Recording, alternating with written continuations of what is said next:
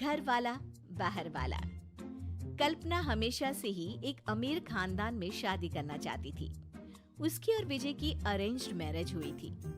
विजय कल्पना के लिए वो सब करता है जो उसे पसंद है, चाहे वीकेंड्स पर महंगे रेस्टोरेंट में जाना हो या महंगे तोहफे लाना। पर कल्पना के लिए ये सब काफी नहीं था। विजय, हम जब आखिरी बार वो मॉल गए थे और हमने वो वाज देखा था, वो हमारे कमरे में कितना अच्छा लगेगा ना, हम वो ले क्या? अरे पर हमारे कमरे में पहले से ही इतने वाज और सजावट के सामान है, हम इतने महंगे महंगे सामान का करेगी क्या? वाह, अरे हर बात में लॉजिक। कभी मेरी इच्छाओं का भी ध्यान रखा किया करो।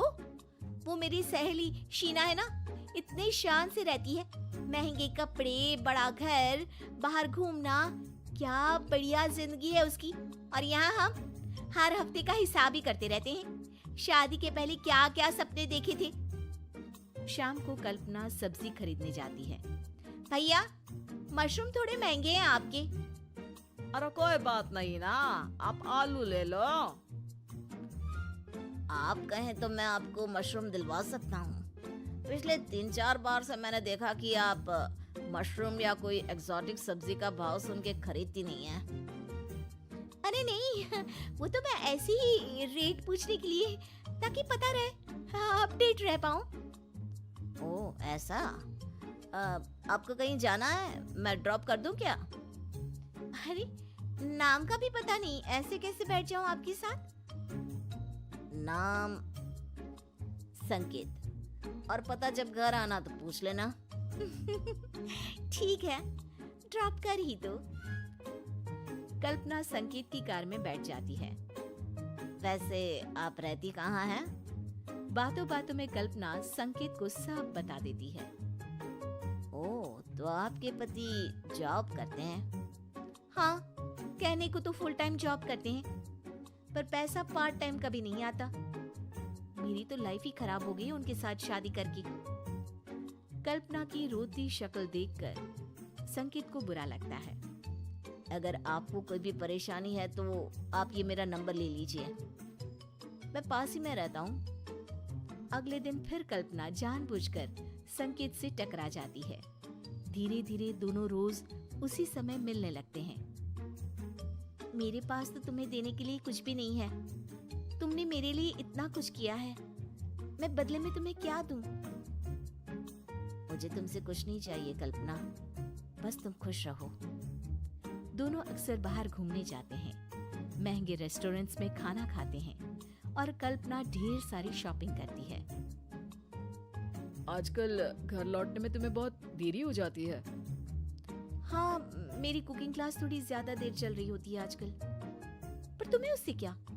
तुम्हारा तो ध्यान ही नहीं है मुझ पर। तुम तो बस अपने ऑफिस के कामों में ही बिजी रहो। कल्पना संकेत से इसी तरह रोज ये कहकर मिलती है कि विजय उसे घर से बाहर निकलने की इजाजत नहीं देता। संकेत के दिल में भी कल्पना के लिए सिंपैथी आ जाती है। अब कल्पना को यूं बाहर जाना, महंगे रेस्टोरेंट्स में खाना, घूमना पसंद आ गया है। अब उसके पांव घर में टिकते ही नहीं।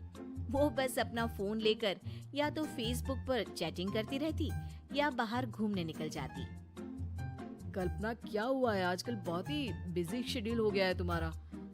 मेरा मतलब है, तुम्हें 2 मिनट बैठकर मुझसे बात करने तक का वक्त नहीं मिलता क्या? अब मेरी एक सहेली का फोन है, चलती हूँ मैं। कल्पना फोन लेकर कमरे में चली जाती है। हाँ सोमेश, कॉलेज की बात तो तुम भूल ही गए कि हम कितना साथ घुमा करते थे। शादी के बाद तो मेरा जीवन ही बर्बाद हो गया है। विजय को मेरा किसी से फोन पर बात करना भी पसंद नहीं है। मैं तो बिल्कुल अकेली हो गई हूँ। अरे अरे प्लीज तुम रो मत कल्पना, आज मिलते हैं ना। तुम दिल खोलकर मुझसे सब शेयर कर सकती हो। आंसू तो हम लड़कियों का सबसे अच्छा कहना होता है। इन्हें प्यास काटने में क्यों बर्बाद करूं भला? कभी तो खुद के भले के लिए इस्तेमाल कर ही सकती हूँ मैं। कल्पना और सोमेश एक बड़े से मॉल में जाते हैं कल्पना मॉल में आकर बहुत खुश हो जाती है। तभी अचानक उसे वहाँ संकेत दिखता है। जैसे तैसे अपना मुंह छुपाकर वहाँ से बाहर निकलने लगती है। उतने में विजय से जाकर टकरा जाती है। विजय, तुम यहाँ? हाँ मैं? क्यों, मैं नहीं आ सकता यहाँ तुम्हारे साथ मॉल में? तुम अगर मुझे बता देती कि तुम और सोमेश यहाँ आ रहे हो तो मैं भी तुम्हें ज्वाइन कर लेता।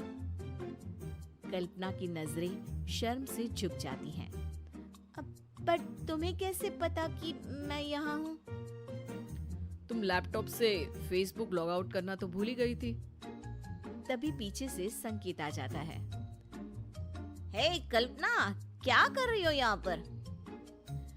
मैंने पीछे बिल्कुल तुम्हारे जैसा ही कोई देखा, फिर सोचा तुम्हारा खड़ूस पति तुमको ऐसे थोड़ी ना घूमने देगा। अच्छा, मैं तुम्हें घूमने नहीं देता? और ये कौन है? अरे हो क्या रहा है? कल्पना फूट फूट कर रोने लगती है। मैं बहुत दुखी रहने लगी थी, मेरी जिंदगी बर्बाद हो गई थी। कोई मुझे देवता से कहता था।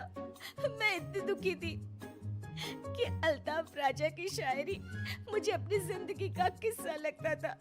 तो मैंने बाहर भी लोगों से दोस्ती की, पर दुख तो दुख है, जैसे मिठाई पे मक्खी लगी रहती है मेरे ऊपर दुख।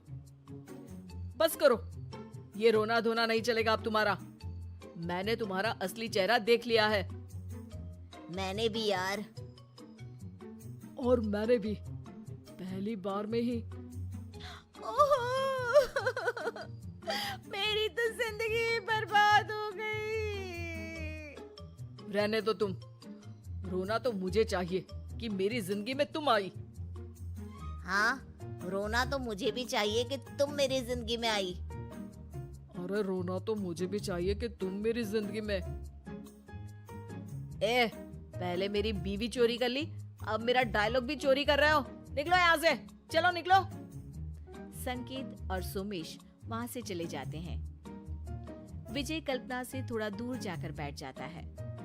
कल्पना का रोना जारी है। तभी वहां एक नया लड़का आता है। हाय कल्पना, कैसी हो तुम? अरे रो क्यों रही हो? तुम्हारे निकम्मे कंजूस पति ने फिर से कुछ दिलवाने का मना तो नहीं कर दिया? अब ये कौन है? ऐसे और लोग हैं, ये तीसरा है, 7 है टोटल। मुझे जोड़ के? तुम्हारे साथ तो 8 है। अब 7 के साथ ही रहो, मुझे भूल जाना तुम। भाई साहब, आप कौन? इसका निकम्मा और कंजूस पति, जिसको तू याद कर रहा था। जा शॉपिंग करा दे इसकी।